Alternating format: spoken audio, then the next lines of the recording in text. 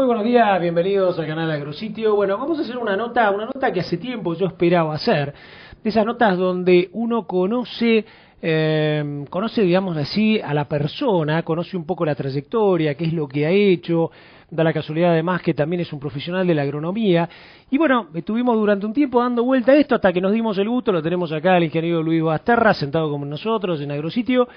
Y la idea con Luis es charlar de 4 o 5 aspectos que hacen un poco a su trayectoria como profesional, como político, como hombre, digamos, que ha trabajado en la parte ejecutiva, que creo que le va a interesar a usted como productor y le va a interesar sobre todo mucho a los profesionales. Luis, bueno, bienvenido, un gusto que estés acá, no nos conocíamos, nos conocemos ahora y la realidad que, bueno, somos más o menos, creo que yo soy un poquito más grande, pero somos más o menos la misma edad. Y yo quería abarcar puntos que tienen que ver, posiblemente agarre primero el más candente, que es vos hoy, diputado, vos hoy quien preside la Comisión de Agricultura. Después te quiero preguntar un poco vos, profesional del agro, metido en la política desde un cargo ejecutivo, llegando a ser ministro de la producción de una provincia y tratando de generar en esa provincia, como hablábamos hace un rato, el posicionamiento, una provincia que creo que va a ser una de las grandes reservas de este país agroindustrial, sobre todo el día que nos demos cuenta que eso hay que potenciarlo a lo mejor 1000 veces lo que vos hiciste, así que tenemos mucho para hablar, ¿no?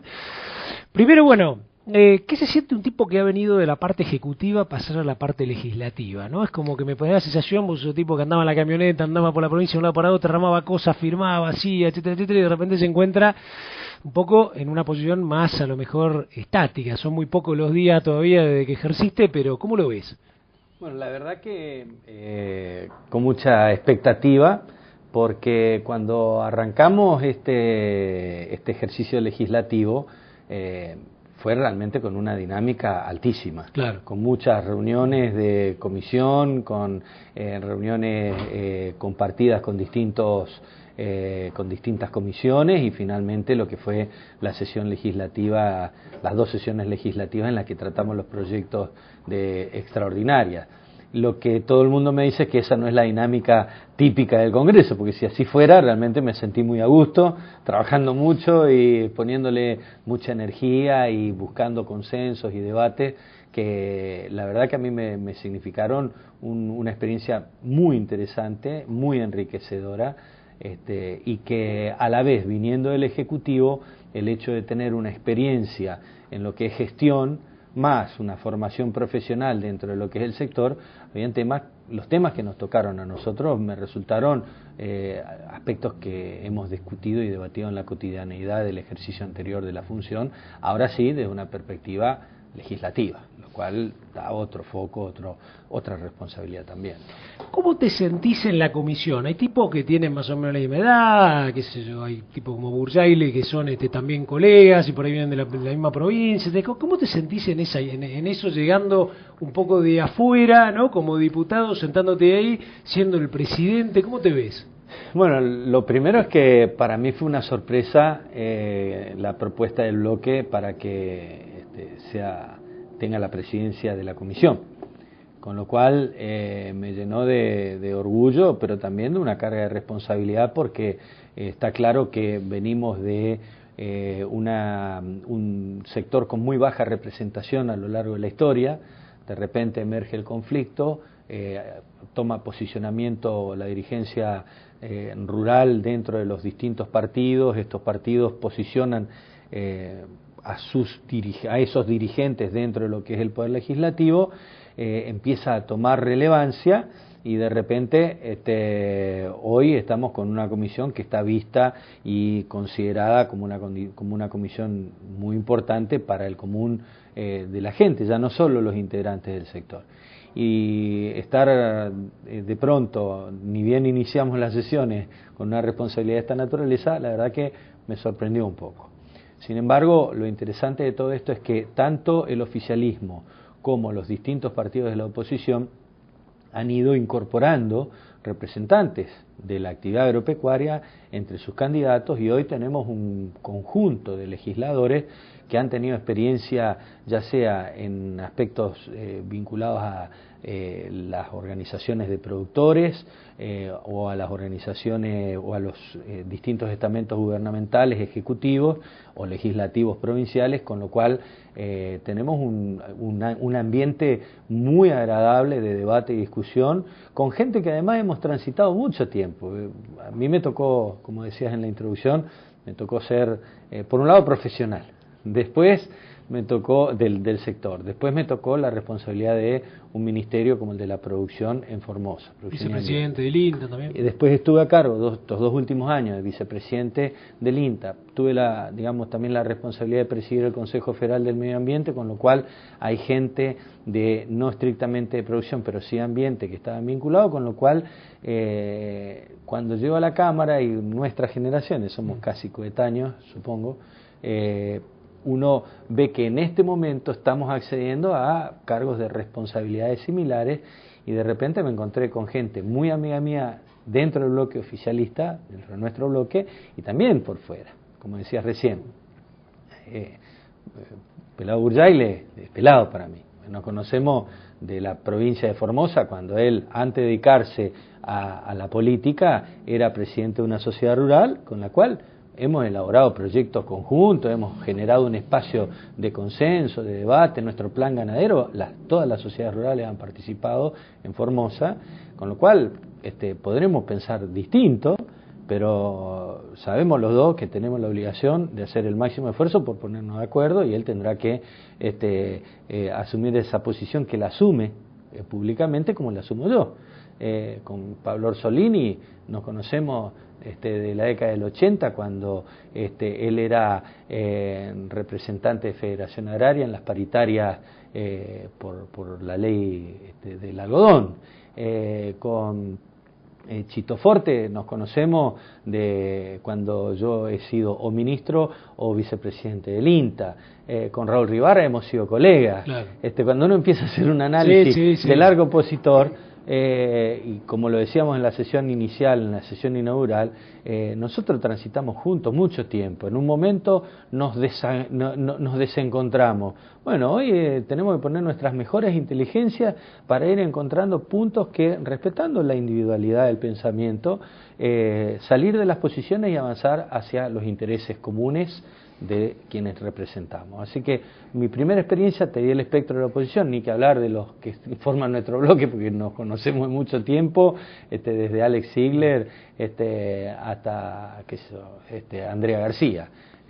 Nos conocemos del ejercicio, ya no solo del debate, sino de la acción conjunta, y con lo cual, en principio, me resulta un escenario de gente conocida y de gente que creo que tenemos una gran oportunidad de ponernos de acuerdo en temas esenciales que van a contribuir al desarrollo del sector, que está adquiriendo una madurez política, para mi gusto, muy buena. Luis, ¿cómo se hace para que alguien como vos, que vuelvo a repetir esto, viene del sector, conoce los productores, conoce lo que es la ejecutividad de las cosas, conoce lo que sufre el productor cuando no gana lo que puede o lo que debe, cuando no puede comercializar lo que debe, etcétera, etcétera, ¿no?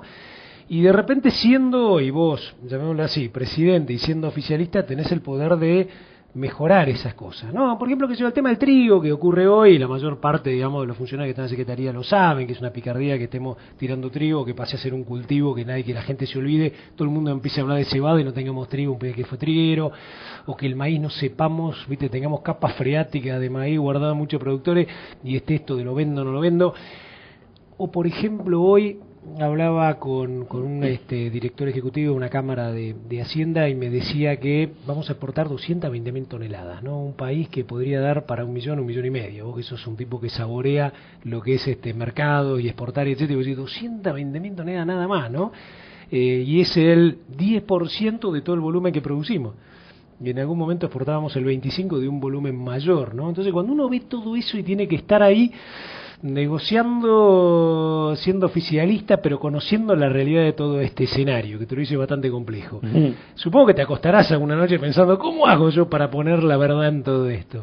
No hay verdad, no hay una verdad. Cada uno tiene su verdad. Y acá es trabajo de construcción de una suma de verdades que contribuyan al bien común. A veces se cometen errores, todo el mundo comete errores en la ejecución. Ese viejo y consabido dicho de que solo se equivoca el que hace. Esto es así. El arte de la política, que es la compatibilización de los intereses, muchas veces hace que uno tenga que verlo con una visión ya no solo del sector, conociéndolo y sabiendo que uno tiene la importancia que tiene que le vaya bien al sector agropecuario, tiene que ir identificando los escenarios para que la resultante de todas las acciones políticas sean el bienestar general, el bienestar de todos. Ahí sí van a haber diferentes posiciones ideológicas en que uno dice sí, absolutamente el libre mercado, el otro va a venir y va a decir no, fuera la propiedad privada, y en el medio un montón de visiones de cómo hay que gestionar el Estado, si con absoluta presencia o con nula presencia. En este equilibrio que hay que ir buscando, se desarrollan en distintos contextos en los cuales uno va viendo qué es lo que mejor puede hacer al bienestar general y dentro de eso al bienestar particular. ¿Eso no tiene cierto grado también de subjetividad, Luis? Porque la política es el arte de hacer las cosas posibles, ¿no? En el medio muchas veces de grises, ¿no? Entonces, que es lógico que existan estos grises, ni negro ni blanco. Ahora, esos grises a veces tienen algunos sesgos que uno podría decir, qué sé yo, che, ¿te sabrá realmente que no estamos comiendo trigo y que no lo podemos? A veces, ¿Querés un matecito? A veces se sabe, sí, ahora sí, ya terminé mi té, muchas gracias. Vos tenés más pinta de matero. Si no, aparte, sí, la verdad que sí. Pasa que llevo 2 termos, este es el tercero. Claro, arranqué a las 7 en el Canal Rural hoy, así que seguí por la TV pública, ahora estoy acá. Pero bueno, es parte del trabajo. Sí, por supuesto. Expresar qué es lo que uno poder piensa. Poder comunicar y ir a la cama, es espectacular. Sí. Eso es una responsabilidad como legislador, comunicarse a través de usted con la gente. Sí, hay cargas subjetivas en todo esto. Y muchas veces uno siempre la mejor verdad se construye a partir de la diversidad de pensamiento. Lo que no quiere decir que esto genere un pensamiento homogéneo. Entonces, en esta diversidad de pensamientos, quien tiene la responsabilidad de tomar las decisiones normalmente es una persona en determinadas situaciones. Entonces puede nutrirse de participación, puede nutrirse de opiniones, pero al final la responsabilidad es una. Cuando esa decisión no se toma acertadamente, la gente finalmente vota contrario. O si se percibe que no fue la correcta, vota contrario, aunque haya sido buena. Yo personalmente, para ir como un caso específico y emblemático, para mí la 125 modificada fue realmente muy buena. La primaria, nosotros mismos planteamos objeciones, yo era ministro en ese entonces. Nosotros habíamos hecho planteos que nos parecían que había que modificarla. Eso, gracias al debate, se modificó.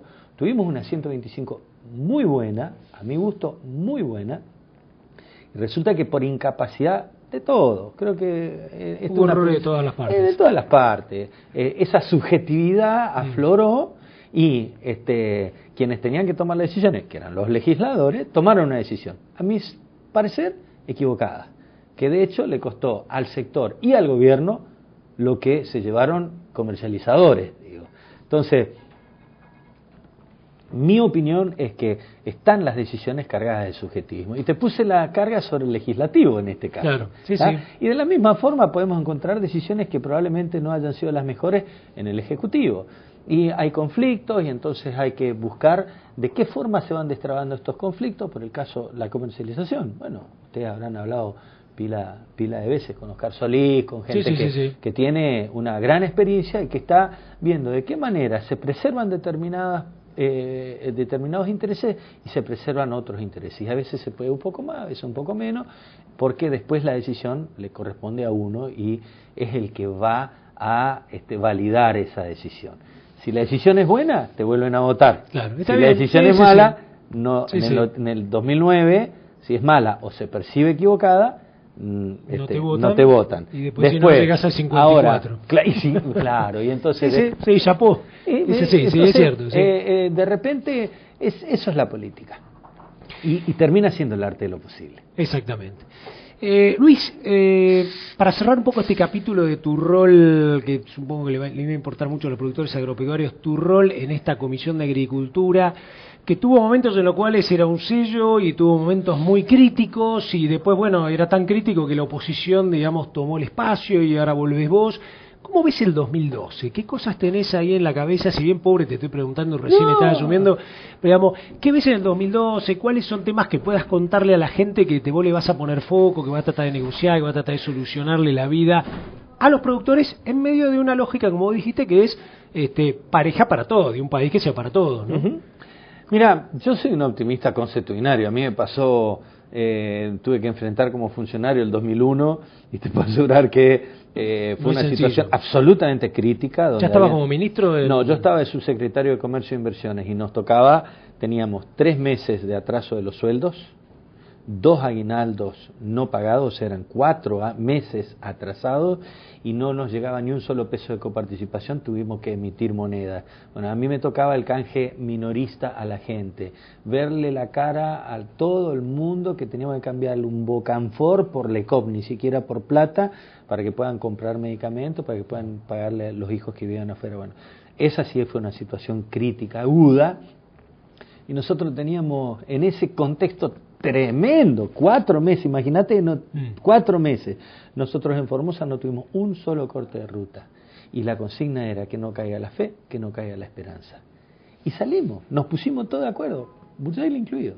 Digo, juntamos todas las fuerzas sociales, juntamos todos para ver cómo salíamos juntos de esto. Bueno, esto en el escenario que estamos hoy, creo que estamos en un escenario inmejorable para ponernos de acuerdo, para tratar, si bien la adversidad es la que más junta y no el bienestar, con campos de $1.500 la hectárea a campos de $15.000 la hectárea, marca un estado de bienestar distinto, cuanto menos de capital.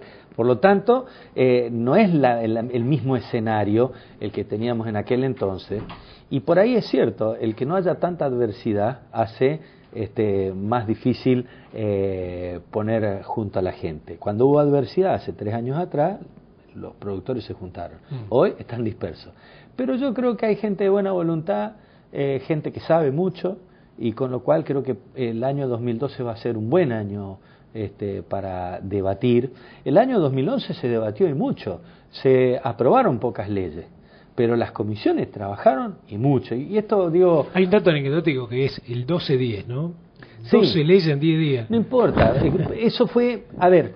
Eso tiene un gran componente político, ¿no? Sí, si me permitís, dale, me gustaría explicar mi punto de vista, porque por un lado se denosta contra lo que fue la acción legislativa del 2011, y por otro lado se saca como un gran mérito 12 leyes en 10 días, algunos como gran mérito y otros lo critican. Yo creo que no es ni lo uno ni lo otro.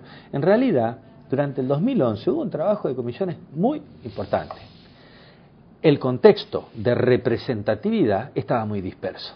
Entonces era muy difícil que poner en común las distintas visiones parciales de una temática, pero se expusieron todas, se trabajaron todas, se trajeron expertos tanto de materia legislativa, en materia constitucional y en materias específicas referidas por caso a los aspectos laborales o a los aspectos vinculados a la tenencia de la tierra, y lo que se generó fueron posiciones. Cuando hay un resultado en que la voluntad popular define y dice nosotros queremos este modelo de conducción, y esta conducción, es una responsabilidad nuestra poner en valor todo lo que se había hecho con un criterio muy amplio, porque a mí sí me tocó estar en las comisiones y verificar los cambios que hubieron entre el proyecto entregado por el Poder Ejecutivo y en los que finalmente salieron, y para esto sí podemos hablar de los puntos, porque por ahí se dice, no, se levantaron los brazos y se aprobaron. Esto no es así.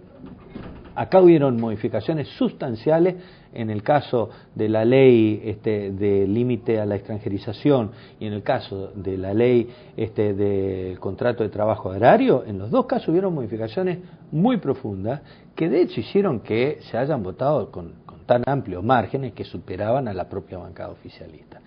Por lo tanto, yo rescato la tarea legislativa del 2011, pero también pongo en valor la responsabilidad que nos cabe de tomar decisiones rápidas, inmediatas, como caracteriza a nuestra presidenta, que es de tomar decisiones. Yo creo que la mayoría de las veces se logran aciertos, cuando se cometen errores se rectifican, pero lo que sí se hace es tomar decisiones. Y en este país muchas veces no se han tomado decisiones, quedamos pensando, dubitativos. Acá hay que tomar decisiones. Después se corrigen si están mal. Tenemos experiencia en corregir errores, pero primero hay que transitar.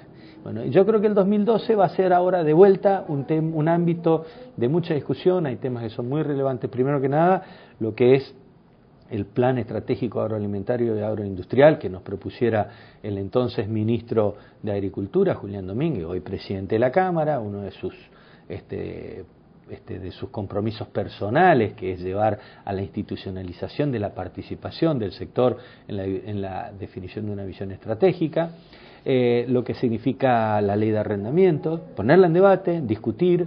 Esto conlleva también el concepto de concentración de tierras, que tanto se discutió en el recinto y que se nos tildó de que fuimos muy tibios con la ley de límite a la extranjerización, y emergían voces de que teníamos que hacer más y ir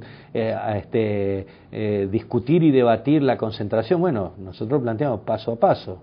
Primer paso, pongamos límite a la extranjerización. Preocupación de FAO, no solo de Argentina, de FAO, la pérdida de la propiedad por parte de los locales de las tierras rurales. Y el segundo paso sí es debatir. Y ahí vamos a ir viendo cuáles son las posiciones de cada uno. Nosotros tenemos una posición. Nosotros no tenemos problema con las grandes extensiones. Tenemos problema cuando una gran extensión expulsa gente e impide que se desarrolle un modelo de producción de pequeños y medianos productores y de agricultura familiar. Ahí el Estado... ¿Existe eso, Luis? Sí. ¿Sí? Porque hoy la realidad es que la misma herencia ha hecho que todo se fuera casi atomizando, ¿viste? Que el tipo que tenía muchas hectáreas ya lleva 4 generaciones, cuando te toca a vos te tocan 200, ¿no? Bueno, ese es un debate del famoso debate. Lo que queda a lo mejor son en las zonas más extrapampeanas, ¿no? Espacios que todavía incluso creo que el desafío es ponerlos en producción, y vos de eso tenés una experiencia enorme. Estoy de acuerdo, y está muy bien lo que comparto contigo la visión.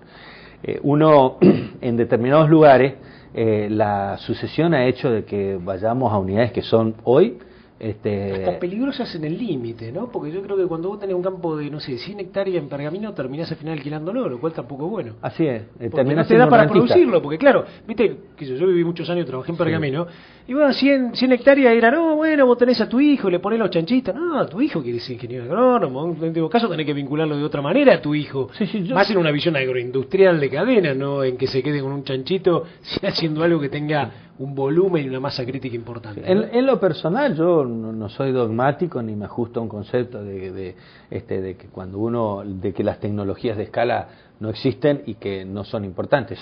Existen y son importantes, y de hecho Argentina no sería la potencia agroalimentaria que es si no existiera la agricultura de escala. El tema está cuando uno se enfrenta ante la disyuntiva de si promueve un determinado modelo, de qué forma impacta sobre otros. Si nosotros generamos toda una visión de alta inversión en un lugar donde este modelo de concentración está rodeado de una colonia de 100 productores con 100 hectáreas cada uno, bueno, seguramente van a ser 100 desocupados, que no es tanto el problema de las 100 familias desocupadas, sino los hijos de esa familia. Porque en realidad el que es un agricultor difícilmente se convierta en un marginal de una sociedad. Va a ir y va a acarrear baldes en una obra, pero él ya tiene el concepto del trabajo. El problema son los hijos que ya nacen parias, ya no nacen ni en el campo, son hijos de gente que no está acostumbrada a la ciudad y termina no visualizando un futuro y termina degradándose la propia estructura social. Entonces nuestra responsabilidad es ver de qué forma ese productor que hoy tiene una cultura del trabajo, que tiene una tradición, que tiene valores, de qué forma nosotros preservamos y que ese hombre pueda tener una aspiración al progreso y al futuro. Entonces probablemente haya que cambiar el estilo de producción, el tipo de producción, y capaz que irse a producciones más intensivas o con mayor agregación de valor o con asociativismo, para que obviamente entre con un producto de manera competitiva. Si no genera un producto competitivo, a la corta o a la larga, más a la corta que a la larga, va a quedar fuera del mercado. Eso es así. Vos que tuviste tanto, y acá te mezclo un poco el INTA, ¿no? Y tu experiencia también habiendo estado en la parte ejecutiva. Yo veo como una gran oportunidad de acá a los próximos 8 años el concepto de asociativismo. lo que fue el éxito de los pool en los últimos 15 años, que fue en realidad siendo otro sistema, y esto lo vamos a charlar con Roberto Peretti, que está por ahí gritando y lo escuchamos, que está ahí y nos vino a saludar, está Pedro Peretti, siempre digo Roberto. Es el asociativismo, ¿no? ¿Cómo logramos gran valor, esto? Sí, gran valor, y incluso lo hemos convocado a Pedro para que venga a hablar de eso, justamente, asociativismo, y por el otro lado, extensión. Sí. Y acá te hablo como agrónomo, ¿no? Sí. Extensión, ¿no? Sí. Extensión. Yo creo que hace falta, viste, cuando dice ciencia, técnica, que sé yo, ve mucho en el laboratorio, es bárbaro hacer eso, pero digo, ¿cuánta gente está en el frente de combate al lado del chacarero, hablándole, acompañándolo? No digo una charlita ahí a ver, te voy a mostrar una parcelita sembrada y ve cómo germina, sino estando más, ¿no? Lo que en un momento fue cambio rural, por ejemplo, que vos lo debes haber vivido. Sí. Para mí, esas dos vertientes estratégicas dentro de esto me parece que son fundamentales. Yo te voy a dar un par de conceptos. El primero, que tiene derecho de autor por parte de mi gobernador, el doctor Gilles Fran. Él habla permanentemente que el nuevo rostro de la justicia social es la educación, es el conocimiento. Tantos uno habla así en abstracto del conocimiento, como que es la era del conocimiento. Bueno, eso en nuestra profesión tiene un carácter muy concreto. El que sabe hacer bien las cosas tiene buenos rendimientos. El que no sabe hacer bien las cosas tiene malos rendimientos, tiene mala administración, degradación, tiene intoxicación. O sea, el que no sabe hacer las cosas hoy en el mundo moderno es un excluido. El problema no es del glifosato, el problema es del que lo echa. Es tal cual, ¿no es cierto? Entonces, la clave de que un sistema sea sustentable radica en que uno conozca el sistema. Si uno conoce, para conocerlo tiene que estar preparado. Y para estar preparado tiene que haber la posibilidad de acceso al conocimiento. Por eso, la democratización del conocimiento es un elemento central para la inclusión. Para que un pequeño o mediano productor pueda estar dentro de este juego, tiene que estar altamente capacitado. Y para que esté altamente capacitado, no te podés ajustar a las reglas de mercado estrictamente. Cuando uno dice, bueno, una gran explotación de algodón de 5.000 hectáreas, y seguro que va a venir tal o cual empresa proveedora de semilla, tal o cual empresa proveedora de agroquímico, tal o cual empresa proveedora de maquinaria, de cosechadora, y le va a dar el bagaje de información, le va a poner un par de ingenieros agrónomos y con tal de vender su producto, y finalmente esa empresa va a tener rendimientos satisfactorios en una economía de escala, lo cual va a hacer que su rentabilidad sea adecuada para que el capital permanezca dentro de la actividad. Perfecto. Ahora, ¿qué pasa con un productor de 15 hectáreas que tiene la escuela primaria, con suerte, que no tiene capital para adquirir por sí semilla y tiene que estar aceptando la semilla que le ofrece la agroquímica fiada a cosecha, que tiene que ver si consigue cosecheros de alrededor, que cada vez la gente, porque es una tarea ingrata, inhumana la cosecha manual de algodón, cada vez la gente quiere hacerlo menos y además, obviamente, con justa razón pide más y pone en riesgo la competitividad de ese tipo de productores, no sabe cómo se aplican los agroquímicos. Bueno, ese individuo termina desaprendiendo a hacer algodón, porque el algodón hoy cada vez requiere más conocimiento para poder llevar adelante esto. Nosotros, estando en mi caso de ministro en Formosa, nos juntamos los ministros, que éramos todos de distintos colores políticos, digo como linda experiencia. Vos no venís del peronismo, vos venís del originariamente, socialismo, ¿no? sí, ahora no, ahora ya estoy incorporado, ¿no?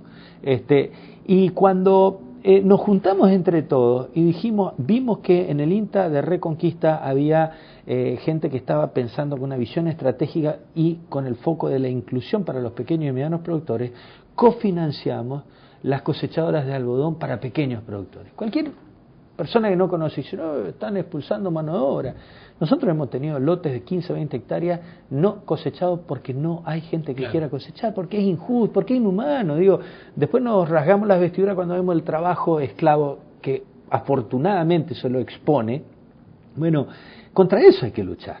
Y el INTA, un Instituto Nacional de Tecnología Agropecuaria, desarrolla un sistema de producción con una cosechadora que simplifica todo este proceso, y hoy los pequeños y medianos productores del norte están haciendo algodón como hacen las grandes empresas en surcos estrechos, con tecnología de proceso, también de insumos, pero con rendimientos que son realmente muy buenos y con cosechadoras que son de tracción, que cuestan una décima parte de lo que cuesta una gran cosechadora de las que se usan para grandes superficies, y ese productor hoy es rentable.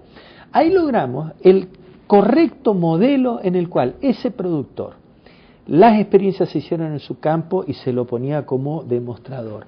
La experiencia nuestra en Formosa, arrancamos con 18 lotes. Hoy el 80% se siembra en surco estrecho de los pequeños y medianos productores en Formosa. 18 productores arrancamos. Hoy prácticamente el 100% ya sabe cómo se hace algodón en surco estrecho. En 5 años, un cambio tecnológico. Y ahí es donde uno ve la importancia del conocimiento. Y a la vez de generar tecnología para ese segmento. Y entonces ese productor ya no le preocupa si el que está al lado le quiere comprar o no el campo, porque él sabe que primero no se quiere ir del campo. Claro. Y segundo, si se va del campo, sabe que allá no tiene un mejor futuro que el que ya está teniendo, y bastante bueno, a partir de este modelo de intervención en que el conocimiento se desarrolla fuera de las reglas de mercado, porque esto no generaba ningún atractivo. 200.000 hectáreas generan un atractivo para productores de 4 o 5.000 hectáreas para grandes empresas, pero 40.000 hectáreas de pequeños productores no le mueve el amperímetro a nadie. Entonces nadie se pone a investigar eso. ¿Quién se pone a investigar? El Estado. ¿Qué significa esto? 20.000 productores que quedan en el campo, 17.000 productores que quedan en el campo. Esta es la inteligencia que tenemos que tener. Luis, ahí te tiro una pregunta que tiene que ver con otro de estos conceptos que se están viendo y para mí es un desafío para el 2012, que es no mirar siempre al otro como el oponente, ¿no? Y entonces yo ahí miro la interacción público-privada. También otra frase, digamos, un poco y el plan estratégico agroalimentario. Interacción público-privada. Y yo recuerdo siendo un poco extensionista de empresas privadas tratando de ayudar al desarrollo de maíz. Yo trabajé mucho en lo que era genética, ¿no? En maíz, en girasol, en sorgos, en soja. Y yo me acuerdo que eso en invierno y de dar charlas, y no se miraba sin un productor. Ojalá viniera el de 2.000 porque te compraba 2.000 bolsas de maíz, pero claro, venían productores de 50, 20, 30, etcétera, o hacer la espiga de la fiesta del maíz en Rojas, y tener chacarero y dar, qué sé yo, charlas. Yo creo que ahí me da la sensación que hay mucho para hacer, y acá te la pregunta va a vos como persona que tuviste en la parte ejecutiva, que es juntarlo al de una empresa grande, y juntar también el conocimiento del Estado y decir, muchachos, ¿no podemos trabajar juntos? ¿A vos te pasó que alguien de una empresa privada te diga, no me interesa trabajar con unos chiquitos, prefiero trabajar con los grandes, y no te dé la posibilidad de ayudarte o colaborar en programas? Por el contrario, hay determinadas empresas que tienen el foco puesto en grandes superficies y sin embargo con nosotros trabajaron para instrumentar este modelo de algodón en baja superficie. O sea que había mucho de diálogo también, ¿no? Pero es que, por eso digo, o sea, nuestro criterio es, mientras no sea contradictorio, la existencia de una gran superficie con una pequeña o mediana, y ahí el Estado tiene que estar muy claro y muy presente. Nosotros tenemos el caso de un inversor que en Las Lomitas tiene una gran superficie de algodón y gracias a eso hay una desmotadora. Gracias a que hay una desmotadora hoy podemos tener alrededor 200 pequeños productores de algodón, porque si no, ¿a quién iban a entregar ese algodón? Ahora, el Estado interviene porque además tiene una desmotadora con un precio de referencia. Entonces, este desmotador no le paga cualquier precio, le paga el precio que paga oficialmente la desmotadora, que no toma un valor en abstracto, sino que toma el valor del mercado internacional, toma una cobertura en el mercado de Nueva York y define cuál es el precio. Entonces, muchachos, démosle eficiencia al sistema. Bueno, ahí es un modelo en el que es deseable la coexistencia. Claro, estamos hablando de Las Lomitas, donde un pequeño productor tiene 500 hectáreas, eran ganaderas y hoy puede empezar a hacer 30, 40 de agricultura.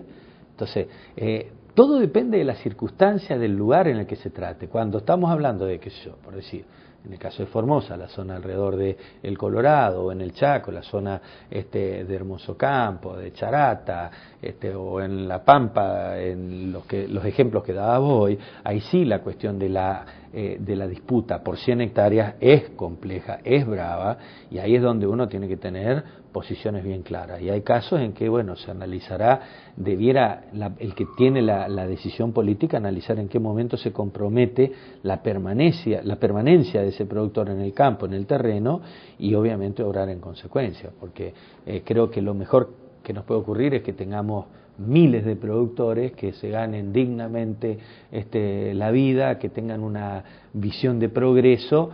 Lo que sí también hay que ser claro que esto tiene que ser sistema sustentable, y para eso el Estado tiene que intervenir, como te decía, generando conocimiento, generando infraestructura, generando institucionalidad para que se puedan juntar, agrupar, puedan presentar productos. Yo recuerdo, Mario Bragacini siempre hace mención a que Estados Unidos, el farmer, el mediano productor norteamericano se salvó gracias a el etanol. ¿Por qué?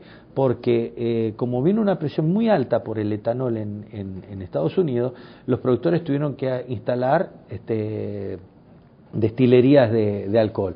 Con lo que les sobraba se hicieron productores de cerdo, productores de leche, generaron el concepto de agregación de valor y hoy quedaron en el campo, frenando un proceso que se venía dando de una muy fuerte expulsión de los farmers en Estados Unidos. Bueno, nosotros tenemos que tener esa inteligencia. Cuando uno va por Santa Fe, por Córdoba, y ve las plantas de biodiesel que se están instalando con grupos de medianos productores, y uno se siente muy feliz porque le está dando la posibilidad al productor de agregar valor, de pensar que puede avanzar. Obviamente con un alto contenido de asociativismo, que era lo que decías vos. En esto Cambio Rural hizo bastante, siempre hay más por hacer y más por mejorar, pero hay varios grupos de Cambio Rural que tomaron esta iniciativa de agregar valor. Y bueno, ese es el camino, ¿no? Luis, bueno, podríamos quedarnos charlando un montón. Te voy a pedir la última y cortita, así vos que sos un tipo que maneja los números, tíranos algunas cifras que nos impacten de lo que es llegar a un lugar como Formosa, porque es un tema que a mí me apasiona, y sobre todo pensar cómo uno puede generar una transformación o generar un proceso de transformación en un lugar como era Formosa, que hasta hace 50 años era territorio nacional, un lugar de frontera que nadie le llevaba el apunte. Y si uno lo mira, y creo que vos agronómicamente me lo vas a poder decir, creo que es una de las grandes reservas de alimento de la humanidad, por el clima, por el lugar, por el agua, por los ríos, ¿no? Tírame datos, qué sé yo, por ejemplo, yo creo que los bananos llegaron un poco en esta gestión. El Pacú, en el Consejo Profesional hicimos una charla de Pacú, se llenó hablando de Pacú y la reconversión que tiene 1 a 1, 1 kilo, 1 kilo. Un poco lo que fue esta reconversión productiva. ¿Te animás a tirarnos datos como decir, mira, crecimos de tal año a tal año tanto, tenemos esto, tantas hectáreas, tanta producción? Lo más importante, cuando yo llego a Formosa en el año 92, me toca trabajar en el subsidio algodonero. Y el número de pequeños productores era 6.241. En este momento nosotros tenemos 5.870 pequeños productores. Ese para mí es uno de los números más impactantes. Preservamos a nuestros pequeños productores. En otra reunión venimos, charlamos y te explico lo que es el PAIPA, el Instituto de Asistencia Integral para el Pequeño Productor Agropecuario, que vale la pena, del cual yo me siento muy orgulloso de haber sido parte de este proceso. Y sin embargo eso no significó, no fue óbice para que nosotros más que dupliquemos en los últimos 10 años el stock ganadero. Nosotros pasamos de 1 millón de cabezas a más de 2 millones de cabezas en este momento. Y una mejor genética además, de una mejor genética, de un mejor uso de los ambientes. Nosotros pasamos, hace 5 años atrás estábamos en 1.700 hectáreas de arroz, hoy estamos orillando las más de 9.000, casi 10.000 hectáreas, y con un horizonte impresionante.